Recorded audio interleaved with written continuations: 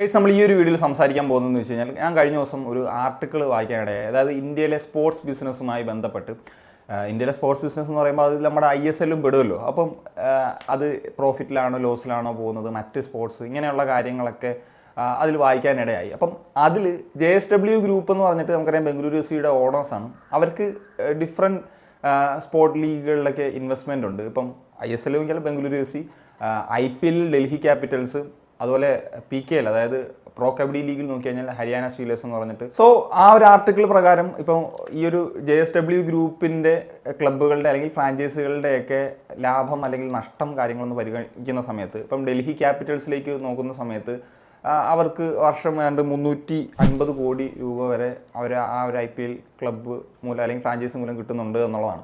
അതുപോലെ തന്നെ ഹരിയാന സ്റ്റീലേഴ്സ് വഴി അവർക്ക് 2 കോടിയോ മറ്റോ ആണ് പെർ സീസൺ അവർക്കൊരു പ്രോഫിറ്റ് എന്ന നിലയ്ക്ക് കിട്ടുന്നത് എന്നുള്ളതാണ്. എന്നാൽ ബംഗളൂരു FC എന്ന് പറയുന്ന ISL ക്ലബിൻ്റെ കാര്യത്തിലേക്ക് വരുന്ന സമയത്ത് 30 കോടി രൂപ പെർ സീസൺ നഷ്ടത്തിലാണ് പൊയ്ക്കൊണ്ടിരിക്കുന്നത് എന്നുള്ളതാണ്. എന്തായാലും ഈ ഒരു ലാഭനഷ്ട കണക്കുകളുടെ കാര്യങ്ങളൊക്കെ നോക്കുന്ന സമയത്ത് ISL IPL ഒരു കമ്പാരിസൺ നടത്തേണ്ട ഒരു ആവശ്യകത ഉണ്ട് എന്ന് എനിക്ക് തോന്നുന്നില്ല. അതുകൊണ്ട് തന്നെ ഞാൻ പ്രോ കബഡി ലീഗും ISLുമായിട്ടുള്ള ചില താരതമ്യങ്ങളൊക്കെ ഒന്ന് നടത്താം, അതുമായി ബന്ധപ്പെട്ട് ചില കാര്യങ്ങളൊക്കെ ഒന്ന് ഡിസ്കസ് ചെയ്യാം എന്നുള്ളതാണ് ഉദ്ദേശിക്കുന്നത്. സിമ്പിളായിട്ട് പറഞ്ഞു കഴിഞ്ഞാൽ ISLൻ്റെ വരവിനേക്കാൾ കൂടുതൽ ചെലവുകളാണ് എന്നുള്ളതാണ് ഏറ്റവും പ്രധാനപ്പെട്ട കാര്യം. അതുകൊണ്ടാണ് ഈ ഒരു 10 വർഷമായിട്ടും ക്ലബ്ബുകൾ ഒരു നഷ്ടത്തിൽ പൊയ്ക്കൊണ്ടിരിക്കുന്നത് എന്നുള്ളതാണ്. അതിൻ്റെ ചില കാരണങ്ങൾ പറയാം. ഇപ്പം ഫ്രാഞ്ചൈസി ഫീ എന്നൊരു ഇനത്തിൽ ഏതാണ്ട് 12 മുതൽ 16 കോടി രൂപ വരെ ഇപ്പം കഴിഞ്ഞ 10 വർഷമായിട്ട് ക്ലബ്ബുകൾ കൊടുത്തുകൊണ്ടിരിക്കുന്നുണ്ട്.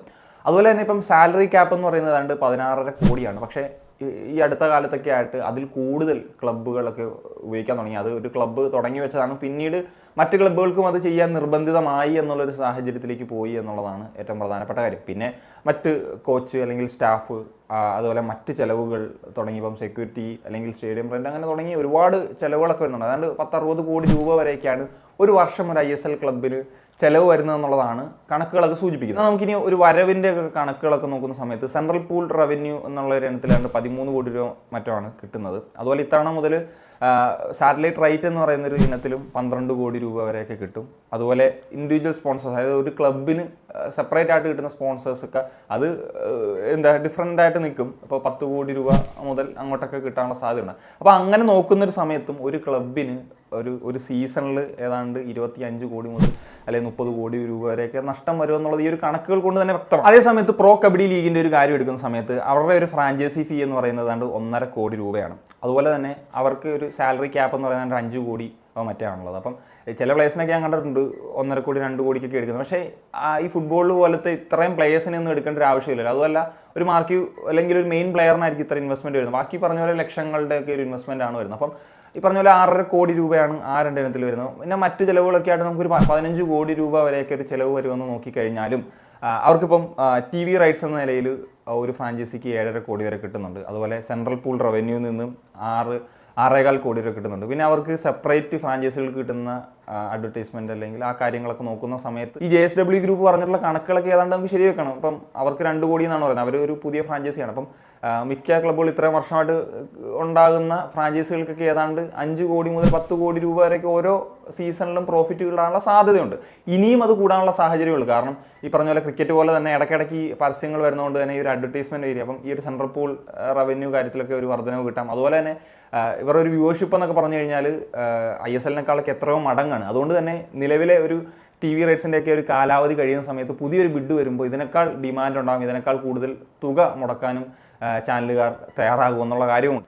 ആക്ച്വലി ഇവിടുത്തെ ഒരു പ്രധാനപ്പെട്ട ഒരു പ്രശ്നം എന്ന് പറഞ്ഞു കഴിഞ്ഞാൽ നമ്മുടെ ISLലെ players, Indian players over paid ആണ് എന്നുള്ളതാണ്. ഇതിപ്പോൾ ഞാൻ പ്ലേയേഴ്സിനെ താഴ്ത്തിക്കാട്ടാനോ അല്ലെങ്കിൽ അവരെ കുറ്റം പറയാനോ ആ തരത്തിലൊന്നും പറഞ്ഞല്ല. ഞാനൊരു വസ്തുത എന്ന കണക്കെയാണ് പറഞ്ഞത്. എനിക്കറിയാം ഇത് കാണുന്ന പ്ലേയേഴ്സൊക്കെ അടക്കം ഉണ്ടായേക്കാം.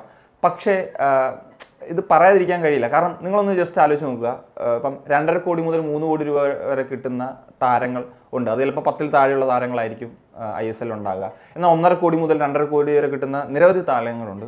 അതിൻ്റെ താഴോട്ട് നോക്കിയാൽ ഒരുപാട് താരങ്ങളൊക്കെ ഉണ്ട്.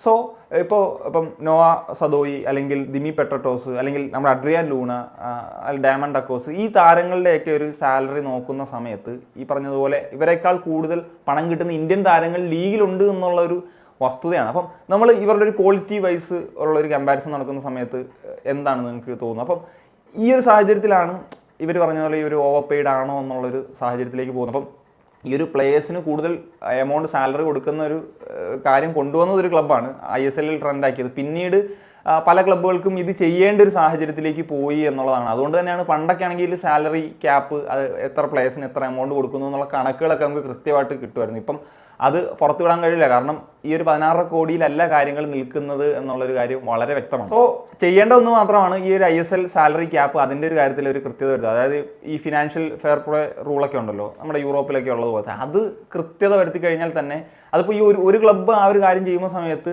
മറ്റുള്ള ക്ലബ്ബുകൾക്കും താരങ്ങളെ കിട്ടണം. കാരണം പ്രത്യേകിച്ച് പ്ലേയേഴ്സിൻ്റെ ഒരു ലഭ്യത കുറവൊക്കെ ഉണ്ട് ഇന്ത്യൻ പ്ലേയേഴ്സിൻ്റെ കാര്യത്തിൽ പല പൊസിഷൻസ് നോക്കിയാൽ. അപ്പോൾ അവർക്ക് ഡിമാൻഡ് കൂടുന്നതനുസരിച്ചാണ് ഈ പറഞ്ഞ പോലെ എമൗണ്ട് സ്പെൻഡ് ചെയ്യേണ്ടി വരുന്നത്. അപ്പം ആ ഒരു കാര്യത്തിൽ ഈ ഒരു ഫിനാൻഷ്യൽ ഫെയർ പ്ലേ പോളിസി പോലത്തുള്ള കാര്യങ്ങളെ കൊണ്ടുവന്നു കഴിഞ്ഞാൽ അതിൽ ഈ ഒരു കാര്യത്തിലൊക്കെ ഒരു കുറവുണ്ട്. അത് ഉറപ്പായിട്ടും ലീഗിന് ഗുണം ചെയ്യുകയുള്ളൂ, ക്ലബ്ബുകൾക്ക് ഗുണം ചെയ്യുകയുള്ളൂ എന്നുള്ളതാണ്. പിന്നെ വേറൊരു കാര്യം എന്ന് വെച്ച് കഴിഞ്ഞാൽ നമ്മുടെ പ്ലേയേഴ്സൊക്കെ എന്തുകൊണ്ട് മറ്റ് ലീഗുകളിലേക്കൊക്കെ പോകുന്നില്ല, ഏഷ്യയിലെ ലീഗിലേക്ക് അല്ലെങ്കിൽ യൂറോപ്പിലെ ഒരു സെക്കൻഡ് ടയർ ഇതിലേക്കെങ്കിലും പോകാത്തതിൻ്റെ ഒരു റീസൺസ് ഒക്കെ ചെയ്യുന്നത്. അതിൻ്റെ ഒരു പ്രധാനപ്പെട്ട ഒരു റീസൺ ആണ് ഈ പറഞ്ഞാൽ നമുക്കിവിടെ ഒരു പ്ലേയേഴ്സിന് നന്നായിട്ട് കളിക്കുന്ന പ്ലേയേഴ്സിനൊക്കെ 2.5 കോടി 3 കോടി രൂപയൊക്കെ കിട്ടുന്ന സമയത്ത് അവിടേക്കൊക്കെ പോയാൽ ചിലപ്പോൾ 1 കോടി 1.5 കോടിയൊക്കെ കിട്ടത്തുള്ളൂ മാക്സിമം.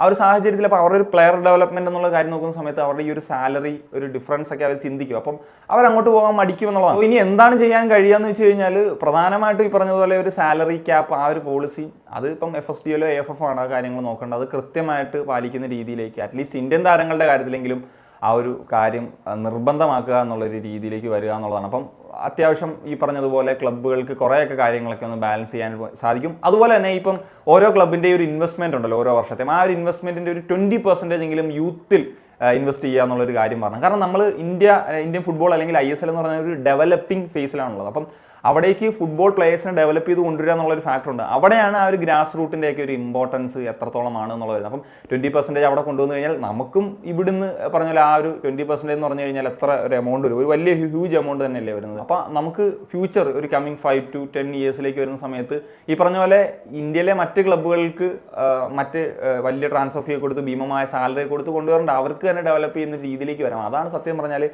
ക്ലബ്ബുകൾ ഫോളോ ചെയ്യേണ്ടത്. പിന്നെ ഇപ്പം ഈ ഒരു വർഷം മുതൽ ഫ്രാഞ്ചൈസി ഫീ എന്ന് പറയുന്നൊരു കാര്യം മാറ്റുകയാണ്. അതുപോലെ സാറ്റലൈറ്റ് റൈറ്റ്സിൻ്റെ കാര്യത്തിൽ വരുന്ന ഒരു സമയത്ത് ചേഞ്ചസ് ഒക്കെ ഉണ്ടായിക്കഴിഞ്ഞാൽ പയ്യെ ഈ പറഞ്ഞ പോലെ ഒരു ബ്രേക്ക് ഈവൻ സിറ്റുവേഷൻ അല്ലെങ്കിൽ ആദ്യം ലോസ് കുറയുന്ന സാഹചര്യത്തിൽ നിന്ന് പിന്നീട് പയ്യെ പ്രോഫിറ്റ് എന്ന് പറയുന്ന ഒരു രീതിയിലേക്ക് പോകാനായിട്ട് സാധിക്കും എന്നുള്ളതാണ്. ഇതിൽ പല കാര്യങ്ങളും ഇങ്ങനെയുള്ള പ്രശ്നങ്ങൾ നിലനിൽക്കുന്നതാണ്. ഈ ഒരു ISL ക്ലബ്ബ് 10 വർഷമായിട്ട് നഷ്ടത്തിൽ പൊക്കോണ്ടിരിക്കുന്നതിൻ്റെ ഒരു മെയിൻ റീസൺ എന്ന് പറയുന്നത്, അതായത് ഈ ഒരു സീരീസ് ഞാനിവിടെ തൽക്കാലത്തേക്ക് ഏതായാലും ഞാൻ ഈ ഒരു വീഡിയോയുടെ അവസാനിപ്പിക്കുകയാണ്. പക്ഷേ ഇതിൻ്റെ ഒരു തുടർക്കഥകൾ അല്ലെങ്കിൽ ഇനിയും പറയേണ്ട പല കാര്യങ്ങളുണ്ട്. അത് നമുക്ക് പല വീഡിയോസായിട്ട് ഇനിയും സംസാരിക്കാമെന്നുള്ളതാണ് ഉദ്ദേശിക്കുന്നത്. അപ്പം എന്തൊക്കെയാണ് നിങ്ങളുടെ ഒപ്പീനിയൻസ് ഉറപ്പായിട്ടും കമൻസ് ചെയ്യാൻ പറ്റുക. സനിയ.